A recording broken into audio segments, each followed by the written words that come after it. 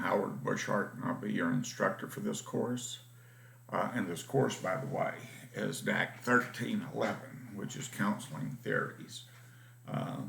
It'll be a survey course, and we'll take a look at some of the major theories. We'll look at all of the major theories, really, and some sub-theories that are utilized in the field of counseling today. We'll be working from the book Theory and Practice of Counseling and Psychotherapy by Gerald Corey, which I'll talk about here in a little while. We'll look at again in the introductory lecture. But that's what we'll be doing, and how those theories are applied to the field of substance abuse counseling, which is going to be first and foremost and always our primary focus going through here. This is a course that's basically is often taught at a master's level, and these are theories that people who are going to be LPCs and MSWs and things like that take. So again, I'm kind of tailoring the information to fit with our purpose, which is addiction counseling. And some of the techniques and methodologies that are utilized in more mainstream approaches to counseling are also utilized in addictions counseling. So when we finish this course, you will not be, able to run out and diagnose people who have, psychiatric or emotional disorders or anything like that. Again, our focus will be on substance abuse counseling and how these methodologies are utilized in that respect. I'm Howard Bushart, as I said before. I'm lead instructor in the addictions counseling program. I'll be the instructor for this course. I'm also the division chairman of the Allied Health Division, although we're doing restructuring at the college, and I don't know where that's going to lead to, in the long run, or what our titles will be moving forward or whatever. Anyway, that's how it stands now, and I'm very happy to have you here. Every one of you right now, as you're viewing this, has an A, and I will be absolutely delighted if at the end of the semester everyone viewing this today still has an A. Without further ado, I'm going to go over to to share my screen with you, and we're going to go take a look at the syllabus and talk about that for a minute. Okay, I did that, and I did that. There we are. I'm not going to be boastful and say that I'm getting good at this. I'm getting better at doing these types of presentations and what have you, but I still have a glitch now and then, so bear with me. This is the syllabus for spring 2001. And this has got some very important information on it, and it's where you can go to find information. So the syllabus is important. It's posted in your course room, and you should be able to see it on that little menu on the left. It's got all my contact information here. My office location is ATC 202B. I do not expect to be on campus very much at all this semester. All of our courses in the DAAC program are offered online. We're not doing any face-to-face classes this semester. I have posted that I'll keep hours open, Monday 5 till 6 and by appointment. But the real deal is, if you want to contact me, send me an email. I can set up, if you want to do a face-to-face, I can set up a Zoom or a WebEx with you, whatever we're using at the time, and we can do that. Or you can call me. This is my cell number. I'm much easier to reach at that cell number than I am at my office number. So I'm, yeah, if you call my office number, you'll have to leave a message because I won't answer it. So, but my cell I will, because I won't be there, not because I'm a jerk. I'm the division chair, so if you got a complaint about me, you got to complain to me. Just kidding. But I am the division chair. There is an order, and this is for my class, for any class. If you have an issue with an instructor, you're having problems with a course, the first person you discuss that with is with the instructor, and see if we can't, you know, see if we can't resolve the issue at that level. If you are unsatisfied with that, then you go to the division chair, and if it happens to be the same person, you just bypass that step. And the next step up is with the dean. And we have a brand new dean. I haven't met her yet. I'm sure she's going to be wonderful. Dr. Janina Norris. I look forward to meeting her. But she would be the next level up. And the real power of it all is Rachel Montgomery, who's our division secretary as of now. And that may be different moving forward, but as of now, that's the way it is. So that's how you get a hold of me. I'm fairly religious about answering my messages and getting back with people. I'll usually do it in real time on the same day, even. Not always, and sometimes I, will miss something, or sometimes I'll forget,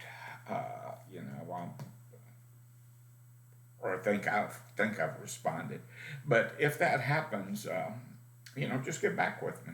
Don't take it personally. I'm not, it may not be real, on top of it once or twice. Most of the time I am. So if you send me something and don't get a response, don't feel like you're bugging me to remind me, I need to get with you or do whatever.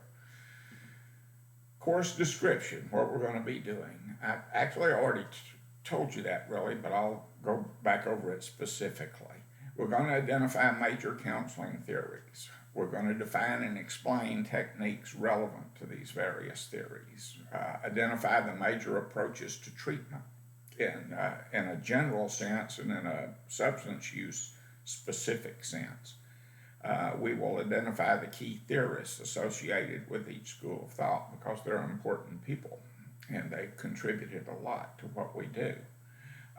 You'll also be charged with explaining the LCDC scope of practice and how it limits addiction counselors in terms of practice in this course. You'll be asked to describe eclectic practice, and these will be in your assignments primarily, and identify how the theories are incorporated into that practice. Our prerequisite co-requisites, if you are a declared major in a degree program, is reading 300 or equivalent.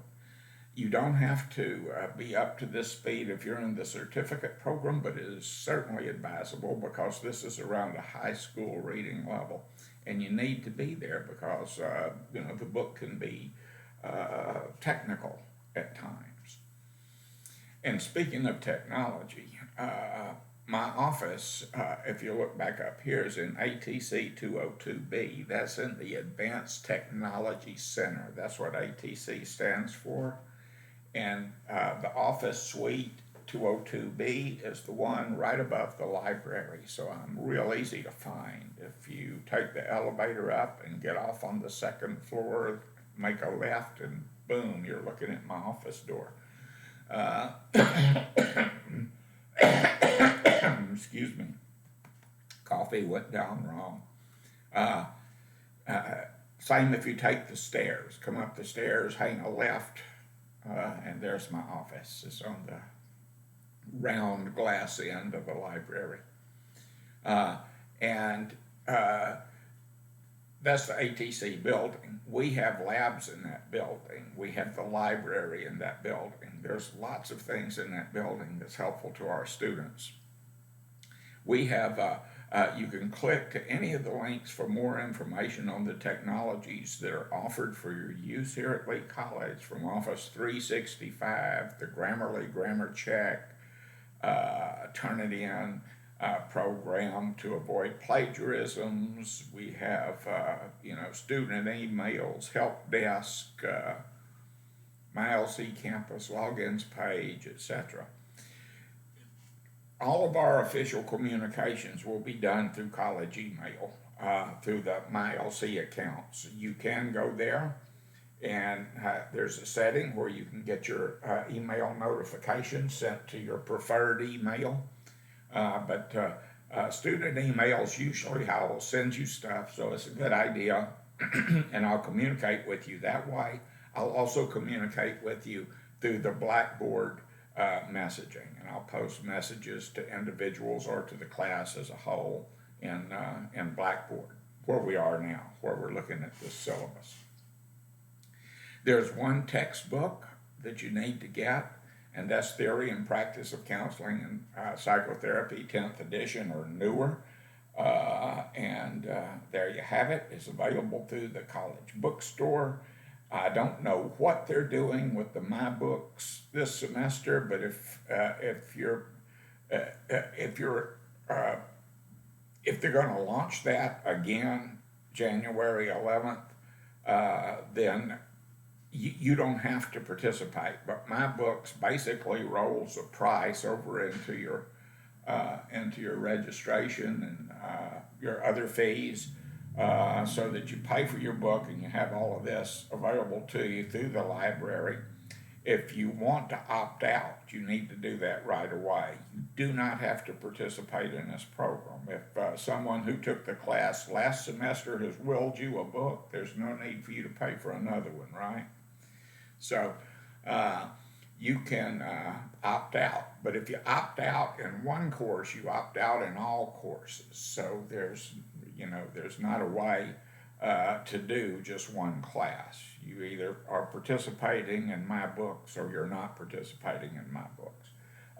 If you have questions about that, I am not the person to ask, actually. But you can visit My Books, or you can go through the Lee College bookstore to get answers for that. A student is under no obligation whatsoever to purchase a textbook from My Books or from the bookstore, for that matter. You can look at independent retailers. You can be a good shopper and price check online. You can find other deals for yourself. That's entirely up to you. But the bookstore is a place where we order the text, and the text should be there for you on day one. Or you can get ebooks, which a lot of people find are easier. I'm using an ebook now. I've got copies of that in Vital Source Bookshelf, and that's where I purchase. I don't purchase it; they give them to me. But that's where I go, and so if you're following me in a textbook, like you will be here soon, then you'll see how that works. If you have some sort of learning disability or some sort of issue that would necessitate us making some special accommodations for you, please get with Kaylee Villanueva, also another wonderful lady. You like her too, and she will help make a determination of what it is you need. She'll send it forward to me, and I'll do what I can to accommodate you. And if there's always information that can be had through Kaylee, and you can also look at the link to the Americans with Disabilities Act thing. Attendance policy is based on doing things if you're taking an online class. It's not just about being enrolled. So you're considered enrolled when you do something. If you take a quiz, make a discussion post, anything like that, that's attendance. Here is a link to the online attendance policy to let you know what's what. If I have a student who has not responded to anything by the official day of record, I will drop that student as never having participated. However, once you do begin attending, then it's up to you to drop the course. And I won't do it. In fact, it's a college policy that we don't do it. If you want to officially drop the course, then by all means do that officially by contacting the attendance office, doing a withdrawal form. If you don't do that after you've participated in the class, and it doesn't matter if you only posted one, "Hi, my name is Joe Blow," that's participation. And if you don't do anything other than that, by the end of the semester, you'll be awarded a failing grade. And that will be an F, by the way, I just to make myself clear. And if you participate, you're going to get a grade unless you do the withdrawal.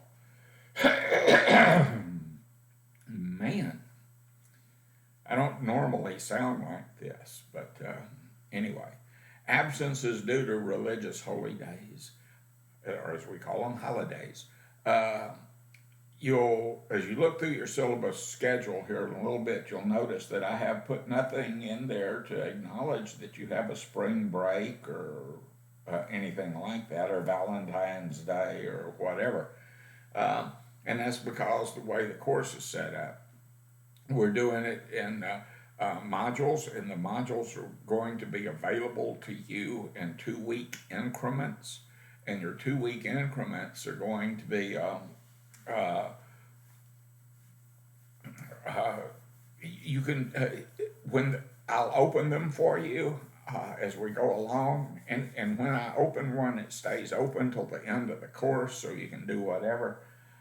It gives you a little flexibility, and you can take your holidays around that all you want. It's of no consequence.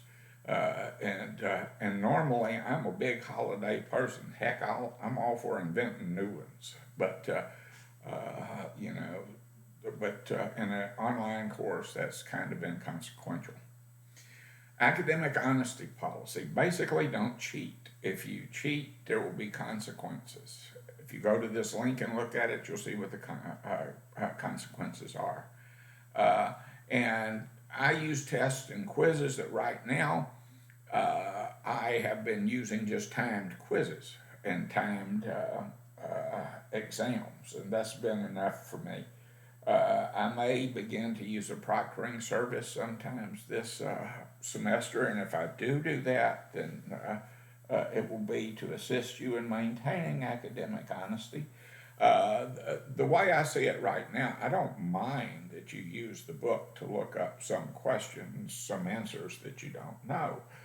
My deal is that you can't just, you don't have enough time to look up every question and answer every question that way. And that's been my kind of catch-22 for people who like to cut and paste. By the way, if you are asked to do short answers, cutting and pasting is unacceptable, and that's a violation of the academic honesty policy. If I ask you to answer a question, I want it in your words so that I can see that you're getting it. I know that the author gets it already. I don't need to read it again. Make sense? Sure it does. Assistance in appeals. If we see that you're falling behind or that you're having a tough time with this, I may reach out to you. In fact, I probably will, and see if I can help you, or if there's something going on, especially if you've been doing well and suddenly you're not. If that doesn't work, if I can't resolve it on my own, I'll probably turn you over to a specialist who would be your advisor, who would be Dr. Kaufman in this case, to see if she can get with you and work out something. No more Title IX. I noticed in a lecture that when I said no more Title IX, it said N-O-M-O-R-E in the closed captioning. But it's K-N-O-W, no more, with and no more at the same time. Isn't that clever? But Title IX is a law that requires colleges to be receptive to incidences of sexual harassment and assault on campus. And if and you know, it prevents sex discrimination, sexual harassment, sexual assault, all of those types of things. And as you look at this, if you look at Title IX and Lee College programs and resource pages and things like that, it will tell you a little bit about what that's about and how to report if you're experiencing any of this stuff, which is important, and we'll address it. And Dr. Rosemary Kaufman, who is a dean here at the college, associate dean, and they changed her title too, and for the life of me, I can't remember what it is right now. But she's also the academic advisor for the DAAC program and for the substance abuse prevention program as well. And you can contact her directly at this email. And I might say something about faculty email now. Unless your name is like an old friend of mine, Hamchapma Rajagopalachari, then you'll see a first letter of our name and then our last name at lee.edu, and that's the same with all faculty on campus. My office mate, Dr. Jarashevsky, he doesn't have his whole last name on his email. So in those cases, you'd have to look it up. But most people there, most of the faculty there, and administrators too, for that matter, this will be the pattern. It'll be first initial, last name at lee.edu. That's just FYI. But you can call her here, or you can go to Title IX support. And Amanda Summers is another one of the people who are involved in this, and all Lee College faculty are responsible employees. So if you come to me and you tell me that you've been sexually harassed or that you've been sexually assaulted, and this can happen online too, by the way, then I cannot keep that confidential. I have to move that forward if it is part of the college. If it happens on college or by an employee, if it happens on campus by an employee, by a fellow student, online, whatever. So I have to push that forward, and I would, I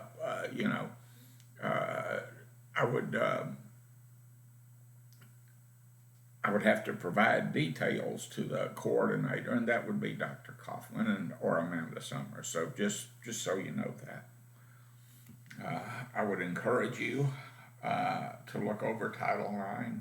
I would encourage you to look over all of these links just to see what they lead to for no other reason, curiosity. Withdrawal drop policy, I've already talked about that. If you drop immediately, there may be some refund to you. If you drop after the day of record, there won't be. If you drop somewhere in between, there's probably partial refund. So I have not located the official drop date for the spring, but I'll tell you that as far as my courses are concerned, right up to the very last moment, pretty much you can drop my class. It's just the way it is.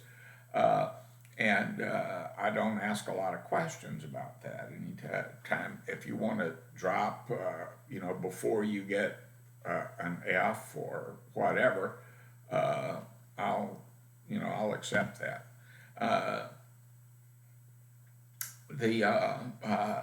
If something happens in your life that you're having, you have to leave school for whatever reason, do a resignation, do a complete withdrawal, and that happens sometimes. When you do a complete withdrawal, you get a W-4, which is a student-initiated withdrawal, and you have no problem with that. Now, after a certain number of failures and withdrawals, the state may decide to stop paying for its share of the tuition, and then you'll see how expensive college really is. Just, don't risk that. Student support and services. Lee College provides academic, financial, and various other supports. Here's a whole list of wonderful things that you can access here to help you get through college, particularly if you're just starting. Paul Arrigo at the library. Paul's a wonderful guy. You'd love him. And very, very helpful. Always going the extra mile for students. We also have a learning hub at Moeller Hall, the library downstairs from my office, the math lab over in Bonner Hall, the writing center, first floor in the library down underneath my stairwell. All of these things, technology help desk, student advising center, open computer labs, scholarships. We have tons of money that gets left on the table because people, for whatever reason, don't apply for the scholarships.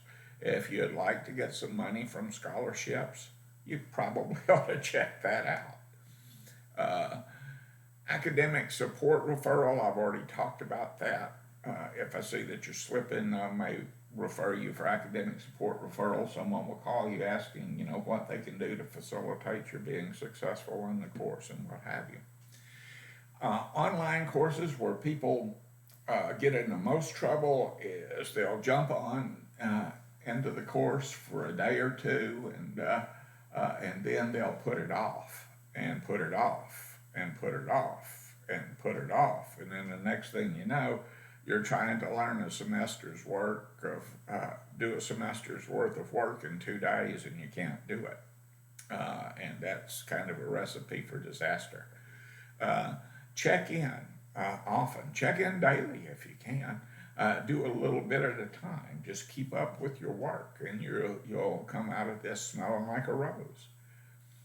Grades and grade point averages. I'm going to talk about that at the end of this discussion. How you make grades. That's one of the things that you are most interested in. But here's a link to that too, and it tells you the college policy on grades and grade points and how that works. Peruse that if you're of a mind to. Incompletes. This is not I can't finish, so give me an I, so I don't have to pay again next semester. And the reality of that is a grade of I indicates incomplete work because you got sick or there's some unavoidable circumstance, something like that. To be eligible for an incomplete, it means you have completed at least 3/4 of what you were doing, and you only have a little bit to go. Where I generally wind up, giving a couple of these out a semester.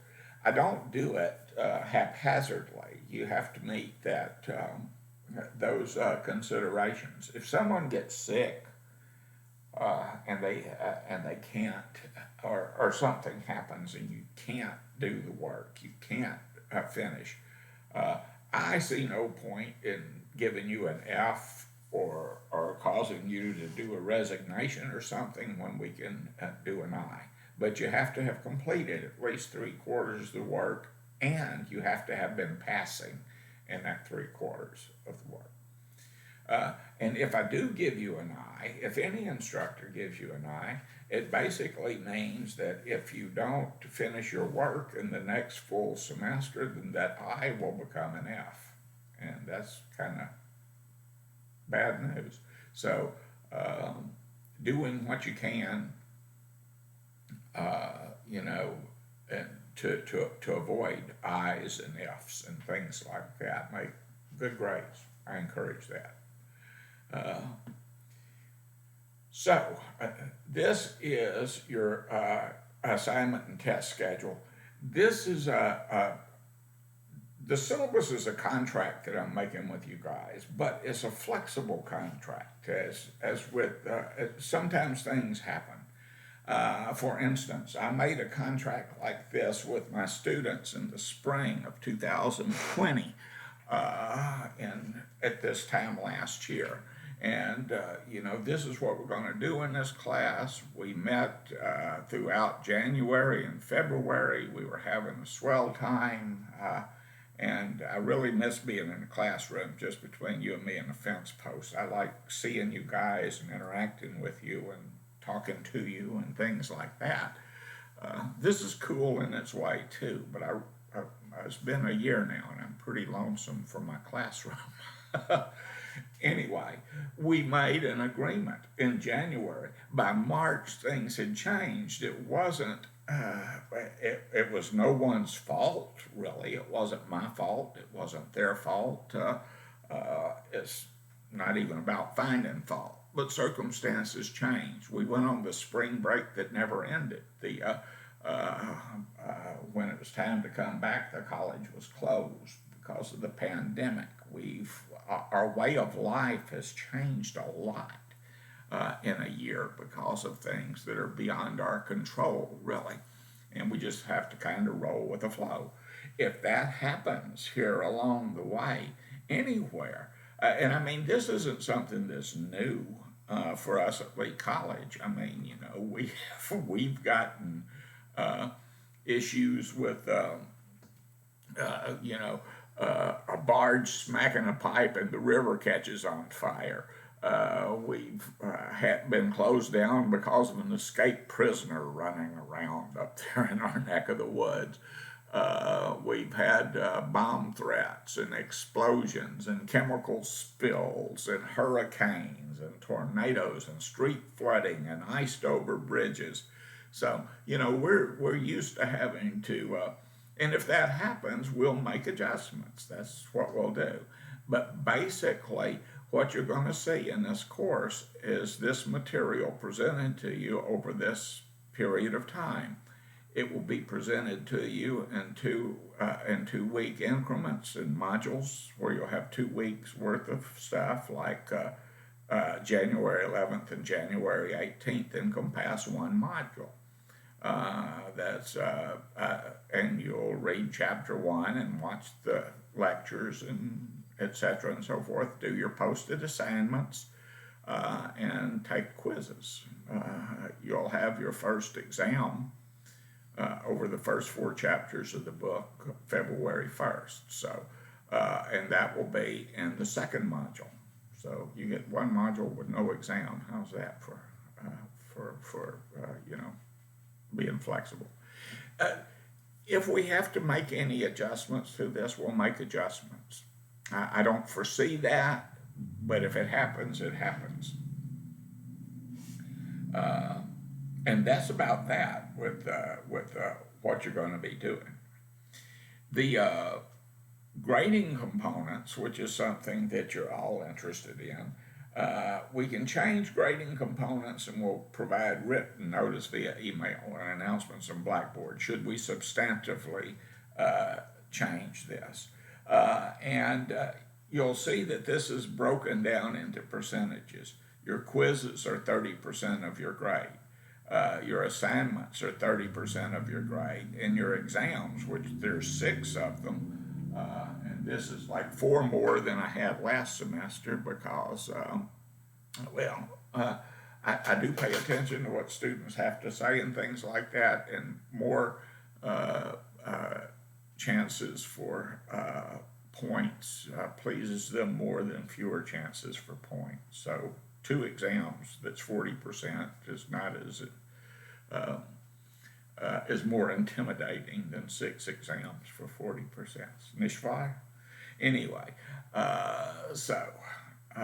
these points are the totals that you'll be awarded there, but I work on the 100% system. So what that means is I'll take your 150 points that are available to you in quizzes, I'll average that times 30%, that'll be your 30% grade. Assignments 15 at 10 points each for 150, average that times 30%, and that'll be your 30%. Exams, 6 of them, 600 points total, average that, whatever the 6 grades are, divide it by 6, multiply it by 0.40, and boom, there you go, 40%. That's how you get that. And so your 100 percentile will lead you to what your grades are.